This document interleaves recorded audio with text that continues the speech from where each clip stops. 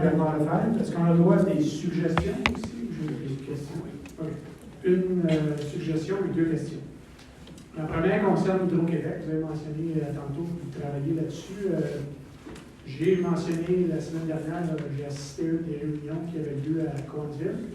Et puis, j'ai suggéré à Hydro-Québec de qu'est-ce qu'il était pour faire avec si jamais le projet avance et se concrétise, de remettre le terrain présentement décontaminé, nettoyé, lavé, ciré à la ville de Lac-Mort. Est-ce que vous avez déjà, vous, amené cette proposition-là ou si vous attendiez la proposition? Bien, on t'est juste. C'est vraiment. Je suis trop en avance sur le. Non, ça n'a jamais discuté ça. C'est toujours. Nous, on c'est bien présentement pour le stationnement, le deuxième stationnement. Ça, c'est le terrain de Hydro-Québec. Mais oui, sûrement, on veut avoir cette acquisition importante pour nous parce que c'est juste en arrière entre le marché public et aussi chemin de Lakeside. Alors, ça va être le connectivity, ça va être une excellente location. Mais ça, c'est probablement dans l'année 2030, 2031, 2032 que tout ça va être débarrassé, tous les transformateurs, et tout avant que. Nettoyer, ciré. Oui. J'aime ça. Parce que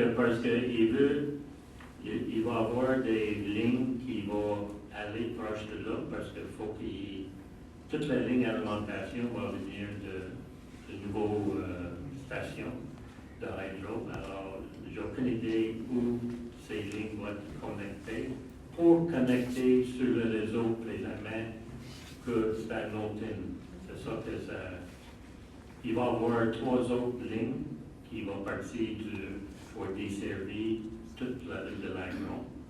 Ben oui, c'est toutes les discussions. C'est assez loin. Mais concernant je ne sais pas si la ville avait pu prendre possession. Okay. Oui, merci. Ma deuxième question concernant, justement, je vois le programme d'aide à la voirie. Je ne sais pas qui. Je pense que tout le monde passe par la route 104 pour aller vers Coansville à partir de cette portion-là. J'ai vu qu'il y avait déjà des travaux de commencer il y a 3 semaines, puis là, on dirait que c'est arrêté. Est-ce que ça continue? C'est-tu le ministère des Transports ou c'est la municipalité qui Non. Ça, c'est le ministère du Transport. Oui, ils ont rempli probablement 5-6 grands, le plus gros nid de poule, mais les autres. Pour deux. Les chicken nest en anglais. Non, mais oui, il faut que tu fasses une manœuvre chaque fois. Tu ne suis pas le véhicule en avant-vous trop proche parce que tu n'as pas frappé les nids de poule. Alors, non, il va continuer de travailler. J'ai vu que le camion était pour les nids de poule, était dans le village de Norton aujourd'hui, mais je ne suis pas sûr où il était allé. Puis, mais pas demain, mercredi matin, j'en ai une réunion à l'MRC, puis on va régler ça. OK, merci. Aujourd'hui, il remplissait les pots avec le rouleau compresseur. Je mettais de l'asphalte froide aujourd'hui. On n'est pas sorti aujourd'hui parce qu'il faisait trop beau, donc on est allé marcher. Ça, c'est excellent. Parce que moi, mercredi, c'est bon pour moi. OK, c'est bon. Ma dernière question, moi je reste dans le secteur des bourgeons, et puis je sais que peut-être que je suis un peu redondant là-dessus, j'arrive toujours avec la même question. Il était question à un moment donné de faire un tracé à partir des bourgeons vers le parc des Lions. Et puis, tantôt, j'ai vu quelque chose qui en tout cas, je comprends, Mme Judge, c'est peut-être pas la meilleure méthode à faire, mais est-ce que c'est pas finalement l'aboutissement en prenant l'acquisition du terrain, d'être capable de faire finalement le tracé pour passer à partir des bourgeons vers le parc des Lions en passant par le nouveau terrain qui va être tout ça? Oui, je laisse M. Laplante répondre de ça. Et nous aussi, c'est vraiment pas facile. Écoutez, la dernière élection que j'ai vue avec le directeur des boisés, donc qui est surveillé, en ce moment, on négocie avec 3 propriétaires. Donc, puis en plus de ça, on est dans les terrains humides. Donc, c'est pour ça qu'à ce moment, le dossier en ce moment traîne un petit peu. un petit peu beaucoup, on va même dire, mais on travaille, on n'a pas lâché, on y tient vraiment, c'est mon secteur, donc croyez-moi, là, on travaille fort sur ce dossier-là. Peut-être juste rajouter, je ne sais pas si c'est nécessaire. Nous autres, là où on est, le développement, il y a de plus en plus de familles qui sont là, de plus en plus d'enfants. Puis ça serait une belle opportunité justement pour être capable d'être sûr d'ouvrir le fameux passage pour aller au parc des Lions pour les enfants, pour leur game de soccer l'été, puis peu importe quoi que ce soit. Là, en tout cas. Comme vous, c'est mon souhait le plus grand. OK, on attend des nouvelles, parce que honnêtement, on attend toujours des nouvelles. OK. Merci. Bien, merci. Mohamed Pasteur. Moi, je veux savoir la réponse pour la deuxième question qu'on a demandé tantôt pour les gens qui sont à Marington ou au camping. Lorsque les gens descendent, et s'ils n'ont pas vignette ou billet, est-ce qu'on peut être responsable? Non, c'est pas notre... Non. Est-ce que c'est écrit dans le règlement, ça? Est-ce qu'on peut le décrire? Est-ce qu'on peut le décrire, ça, s'il vous plaît? Il faudrait que je demande l'avis de M. Falquero, parce que... Mais le règlement qu'on vient d'adopter, c'est pour amender le règlement de tarification en général. Ouais.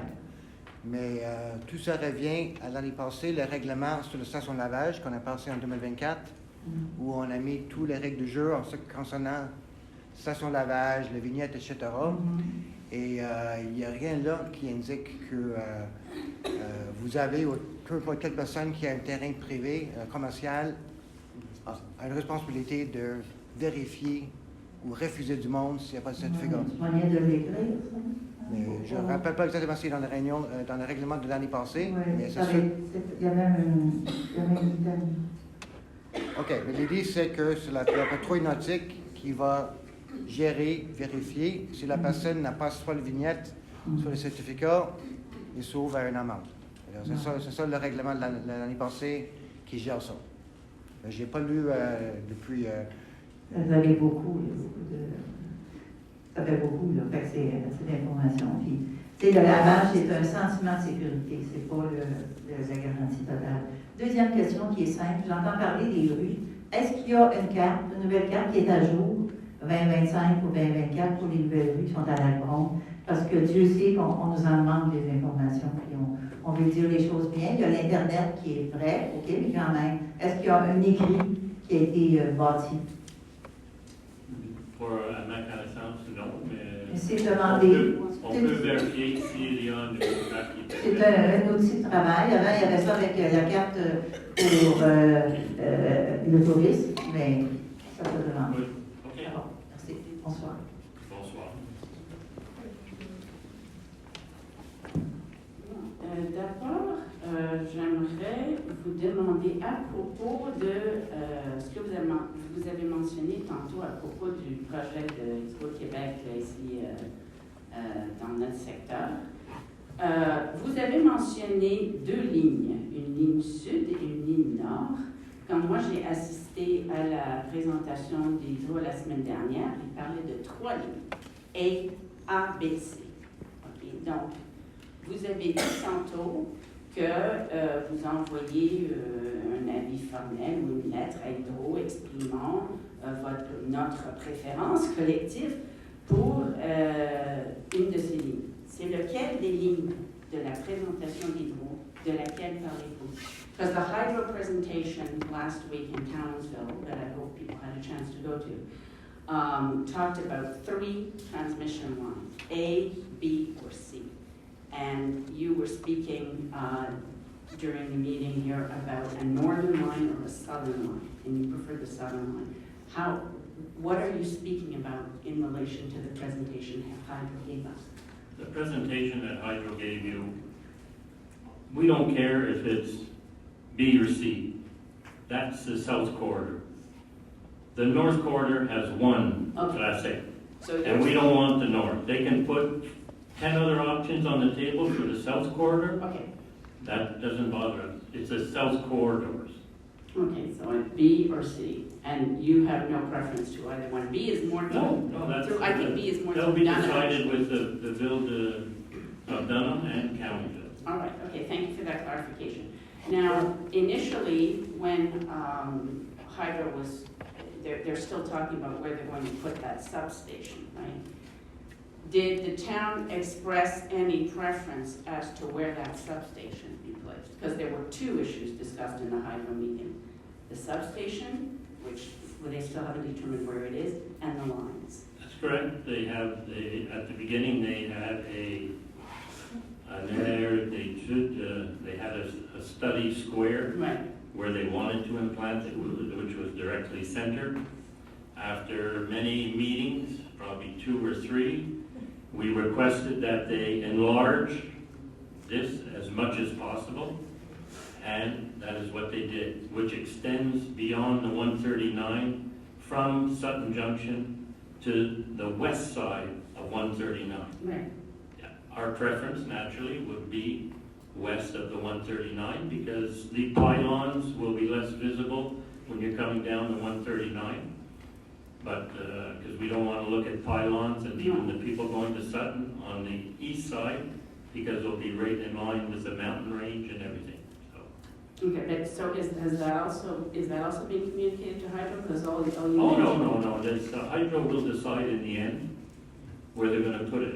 We've expressed, and even the Director Generals of the town had a meeting, and they enlarged the air deck for the station, and consequently, it could be there. It's probably the best location. It's a maximum they could put it away from Sutton Junction. Okay, so just to be absolutely clear, we're talking about lines B and C, but the town has not formally expressed any preferences to where in that enlarged rectangle, I should say, the substation is placed. We don't want it in Mansville. We don't want it in the beautiful area there. We Okay. would prefer it to the west side. And did you communicate that to them? Oh, we got everything to communicate. Okay, and was it written at the same time as this mention of the substation, of the So I transmission don't know, line? we've had so many meetings, I don't know when was mentioned what, and I don't want to express when it was said, but it was said. They were very well aware of our intention and everything. It seems a logical question if we're Yeah. talking about Oh, yes. the line, we should also be talking about the substation, but I've asked this question several times, so. The other thing I wanted to ask about, okay, is the fire station, okay? Now, lors de la réunion du 20 mars, qui est la session extraordinaire du Conseil, M. Arel nous a confirmé qu'on avait dépensé à date 70 000 pour des études en ingénierie et aussi des études architecturales d'un autre terrain que la ville avait acquis sur la rue Victoria afin de construire une caserne de pompiers. Okay. Alors, ces 70 000, on nous a confirmé lors de la réunion du 20 mars qu'effectivement, c'est de l'argent dépensé, mais il n'y a pas vraiment de retour sur l'investissement, si on peut dire, si on ne peut plus utiliser ce terrain. Alors, une de mes questions, c'est combien avons-nous dépensé pour acquérir ce terrain dont on ne peut pas se servir? Parce que cette question-là, on ne nous a pas répondu lors du 20 mars. On l'a proposé spécifiquement. Là, on vous pose spécifiquement. Ça va me faire Je plaisir. laisse la parole à M. O'Reilly. Merci. Merci, M. Burcombe. Les 70 000, Mme Soudal est rendue à 105 000. Monsieur Burcombe m'a corrigé en entrée de jeu. OK. Pour ce qui est du terrain, personne ne nous avait posé la question. Alors, le terrain a été acheté à 72 000 OK. Oui. Et est-ce qu'il y a d'autres dépenses Oui. reliées à ce terrain-là? Tout à fait. Il y a eu une demande de CA qui a été faite parce que pour acheter ce terrain-là qui était en milieu humide, on avait fait des demandes de CA. Donc, il y a des frais associés aux demandes de CA, quelques $1 000, 2 000 $3 000. Et le reste, c'est des frais d'arpenteur. Je vous dirais, mettons, que grosso modo, on doit être rendu à peu près 80 000 pour ce terrain-là. OK, donc 80 000 plus 105 000. Exact. OK, c'est beau. Lors de la réunion du 20 mars, on nous a confirmé qu'on venait d'octroyer 2 autres contrats, OK, pour une firme en génie, aussi une firme architecturale, pour faire des études sur un autre terrain. On ne pouvait pas nous préciser quel terrain.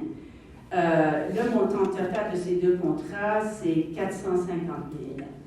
Alors, quel terrain est-ce que... permettez-moi de reposer la question. Comment est-ce que les firmes qui ont soumissionné sur ces projets-là ont pu soumissionner s'ils ne savaient pas où ça se situait? Monsieur en arrière. On n'entend pas la madame quand vous parlez. Just for clarification, on the 20th of March, we were informed that there were 2 new contracts being awarded to an engineering firm and also to a architecture firm. It's close to $450,000. And I'm just wondering if you could explain how that bidding process worked if we didn't know, and we apparently are still not sure, where the fire station will be built. Can you clarify that for us? Well, Monsieur Arnett, you're on a move. Well, as you've seen tonight, I think that we know where the fire station is going to be, unless there's an issue. We're very positive that the fire station will be where it was presented tonight, so the call for tenders were made appropriately. So the call for tenders were made based on that address of Yes. that land? Okay. But you're saying we don't have that land yet and we might not obtain it. That's what you just said. That's not what I just said. Well, you said you No, weren't sure. We don't have it. No, I said that It I don't see. may be something that is not foreseen, but with expropriation, with the advice of the lawyers, is pretty well guaranteed. So that's it. Okay, but I'm just Your curious. next question, because there's 2 more and we're already, I understand, but we are talking Already about 20 close minutes. to $500,000 of public funds. yes, And I think these are very fair questions. it's fair And questions. Giving but very ask clear your answers, question- which are helpful. Ask your question Okay. without a summary, that's all.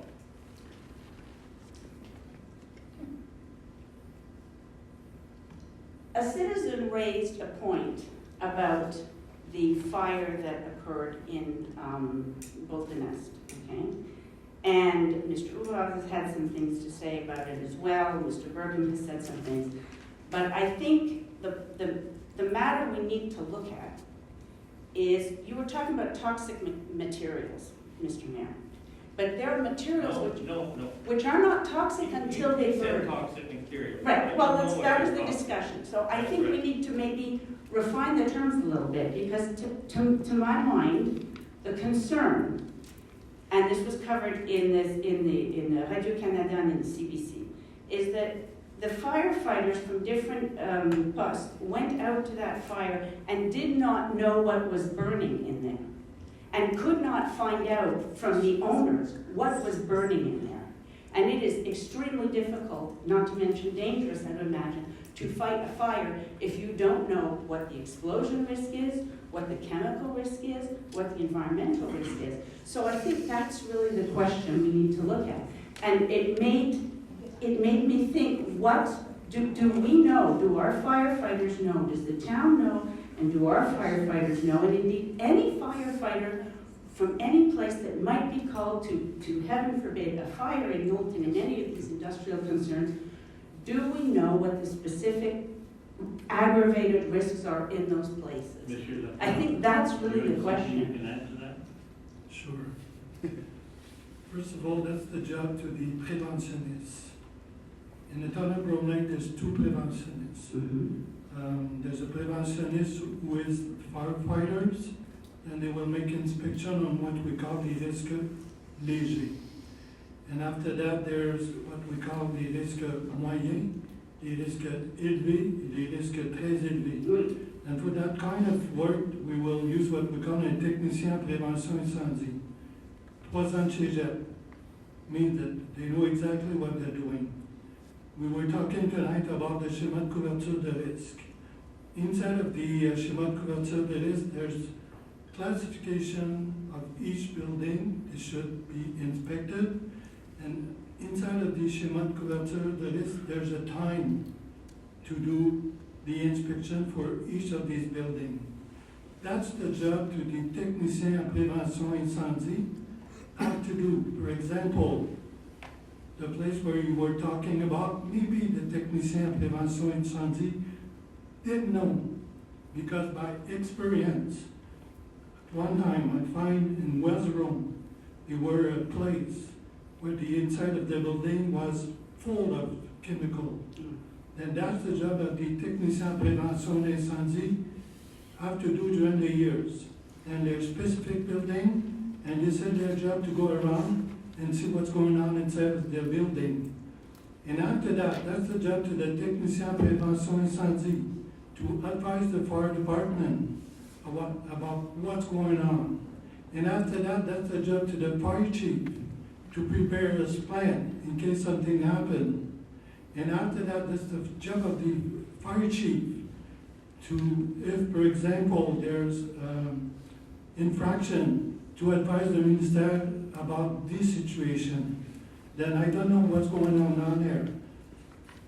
Answer your question. Mais ce que je trouve inquiétant dans ce que vous venez de décrire, okay, c'est que où est la responsabilité qui incombe aux propriétaires des industries, des commerces, de vous déclarer ce qu'ils ont, au lieu que le fardeau repose absolument et complètement, d'après ce que vous nous décrivez, Je vais répondre à votre question. Sur les pompiers. Souvent, qu'est-ce qui arrive, c'est qu'on a des gens qui sont en infraction parce qu'ils savent qu'est-ce que c'est que d'avoir des produits dangereux. Donc, qu'est-ce qui arrive, c'est qu'ils veulent simplement, ils se sauvent, c'est des gens qui sont simplement en infraction, simplement, ils se cachent. La personne, le fameux dossier que je vous parlais tantôt, ce que j'ai trouvé, là, c'était sur le chemin Wells, dans le bois. Donc, c'est des gens qui tentent simplement de cacher. Les pompiers, souvent, vont arriver à un endroit et ils ne savent même pas qu'est-ce qui se passe. C'est probablement ce qui s'est passé à cet endroit-là. C'est des gens qui sont en infraction. Oui. Mais donc, est-ce que les grandes entreprises, les industries ont fait des déclarations ici, à Ville-de-la-Rouergue, à la ville et aux pompiers concernant les risques aggravés sur leur propriété?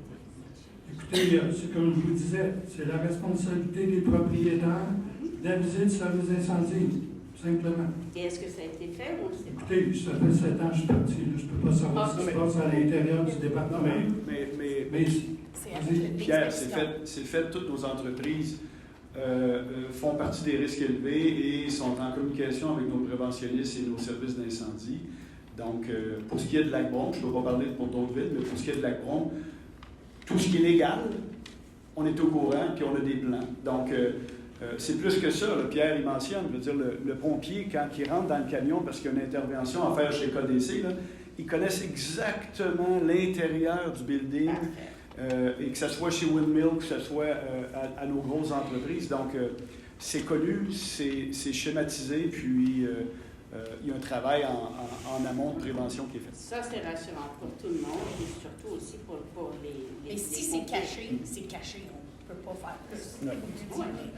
Ici, c'est fait par inspection. Merci, Mme Soutar. Il y a deux personnes qui restent pour le prochain 3 minutes, 4 minutes.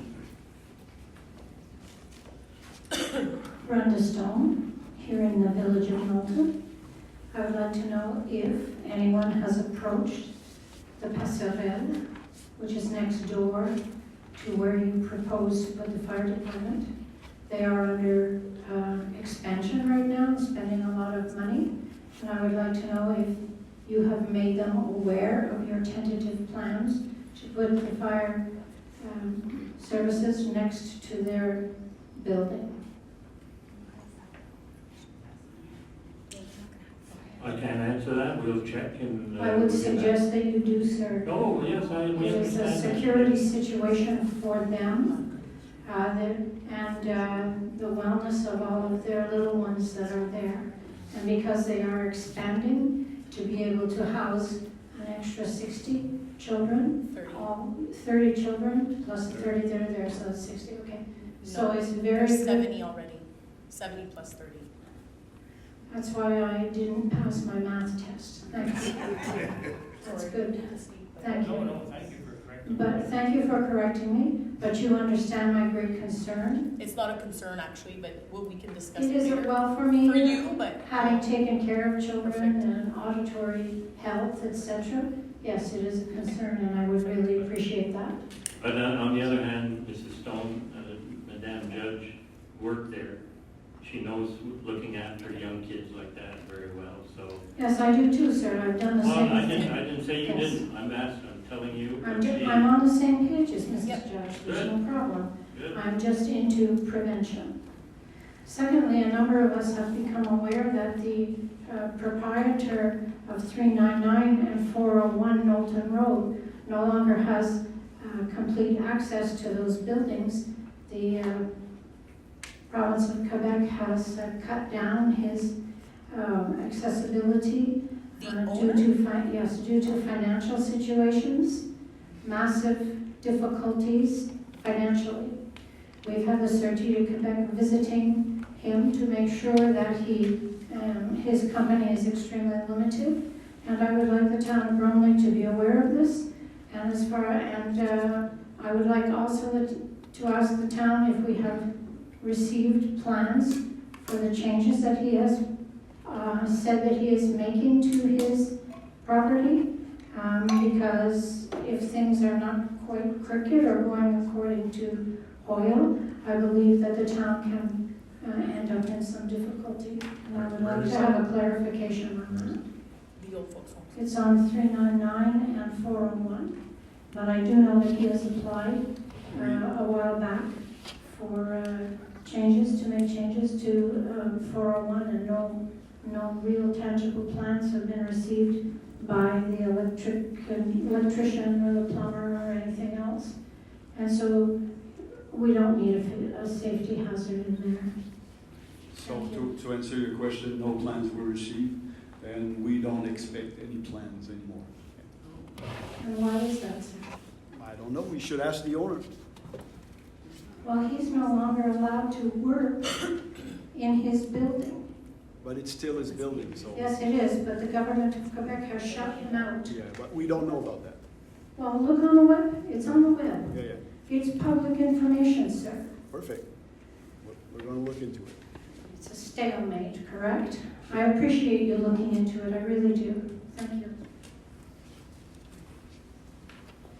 Et la dernière question. Ok, Carole Lavoie, est-ce que ce serait possible de retourner, s'il vous plaît, dans les demandes de modification extérieure au 432, 433, le 2236 rue des Bouleaux et le 216 rue des Bouleaux? Les deux questions représentent le lot 6422-148. Quand on prend le plan que vous allez mettre là, il n'y a pas de 622-148 sur le plan. Moi, j'ai le plan ici. Il n'y a pas de 622-148. Par contre, vous, dans vos explications, vous mentionnez qu'il y a deux terrains, deux lots, puis j'aimerais avoir des explications. Qu'est-ce qui va se passer sur ces deux lots-là? Est-ce que je peux vous montrer la feuille, M. Pelletier? Il y a les deux lots, Mme Lavoie, il y a le 6422-148 ici. Et il y a le lot voisin qui est le 6422-150, c'est ça, oui? Oui, 145, 149, 145. C'est quoi de base, c'est le nom? 148. Mais votre question, c'est quoi, Mme Lavoie? Bien là, M. Peterson expliquait qu'est-ce qui allait se passer sur les deux lots. Ouais. Mais les deux lots ne sont pas sur mon plan, qui est votre plan. Donc, je veux savoir quelle place que ça va être, Oui, à quel endroit que les deux bâtisses vont être. je vais vous montrer ça. S'il vous plaît. Oui, alors on est ici. Donc, quand on tourne sur la rue des Bouleaux, ça Ok. c'est Julien, on tourne sur la rue des Bouleaux. Donc, les deux premiers sont ici. Il y en a un en rouge, là, ça c'est le 22. Celui qui est en construction présentement. C'est ça, puis il y a l'autre à côté, juste sur le bord. Ça va être celui-là? Oui. Parce que celui-là, il n'y avait pas encore de plan, il n'y avait pas encore de... Ben, c'est celui-là Le plan d'alloué. qui a été approuvé ce soir. Puis qui vont partager le stationnement commun. Parce que les deux résolutions qu'on a passées ce soir, il y en a une pour la construction d'une nouvelle unité. Et l'autre qui avait déjà été approuvée, c'était juste le changement d'implantation. Donc, au lieu d'avoir 2 stationnements séparés, ils vont partager un stationnement. OK, Fait parce qu'on n'a pas adopté un autre 8 logements. C'est l'autre qui avait été adopté il y a plusieurs mois. OK, vous ne parlez pas de celui qui est dos à dos avec Cabinet. Vous parlez de celui qui est à côté de celui qui est en construction. Exact. OK.